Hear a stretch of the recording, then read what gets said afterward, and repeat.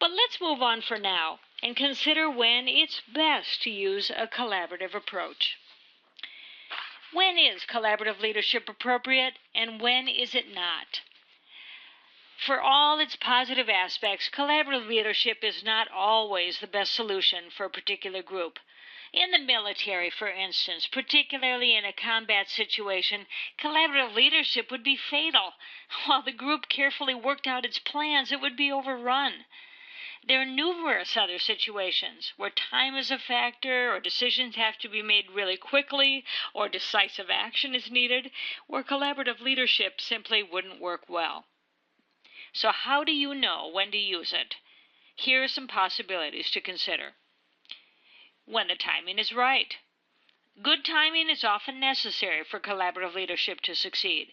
When circumstances conspire to bring a situation to a crisis point, that can break down barriers and convince otherwise reluctant people that they need to collaborate. By the same token, when things are going well, there may be the time, the funding, and the common will to take on a new collaborative effort. When problems are serious and complex, and both affect and require the attention from a number of individuals and groups, this is the kind of situation like the teen pregnancy case study I referred to earlier, when no one really is in charge. It's impossible for any one individual or group to solve the problem by tackling it alone.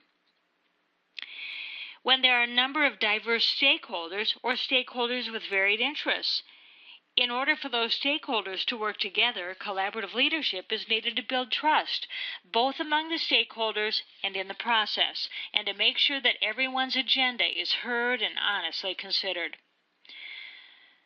When other attempts at solutions haven't worked, individual organizations or officials may have tried to deal with an issue and failed, or a coalition may have faltered because of internal conflict and or an inability to generate effective action.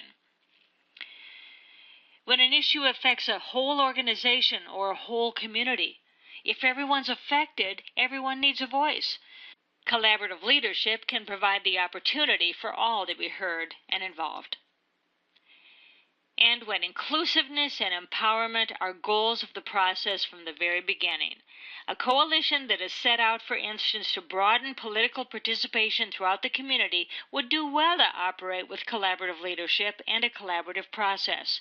That kind of structure would give it credibility among those it's trying to reach, and it would also provide that target population with the opportunity to develop its own voice and to increase its ability to participate fully.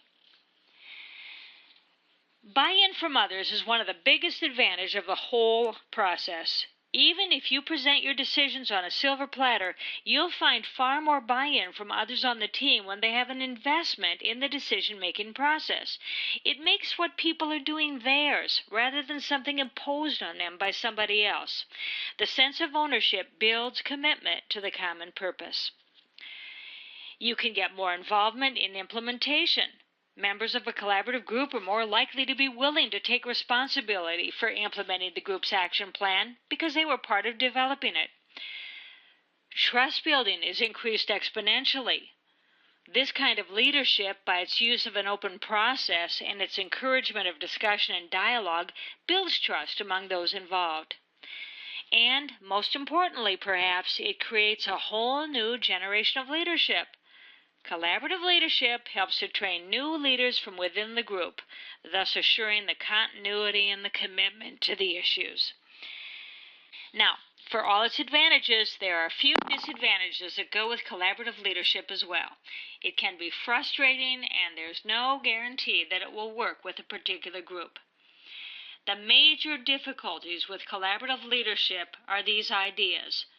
It is time-consuming. Collaboration takes time, and decision-making that involves a large number of people may seem to proceed very slowly and with a lot of friction. It demands the ability to face conflict directly and mediate it to a resolution acceptable to everyone. Collaborative leadership is not a job for people who like everything to be calm and cool and who would prefer that no one ever raise their voice. And it may mean trying to overcome resistance to the whole idea of collaborative leadership. Many people, particularly in organizations, would prefer a leader to tell them exactly what they need to do so they know they're doing the right thing. You know people like that. Being asked to share leadership just makes them resentful and leaves them feeling that the leader isn't doing their job. Selling the concept may be the hardest part of the whole job. Okay, good collaborative leaders come from anywhere and everywhere. Look around you. They may be the people you truly admire, no matter what their position. They've got credibility, the ability to relate comfortably with others. They've got good facilitation skills and a commitment to the common good. They understand the community and the nature of the problems they face, and they leave their ego needs at home. If you can do that, chances are that your good collaborative effort will succeed.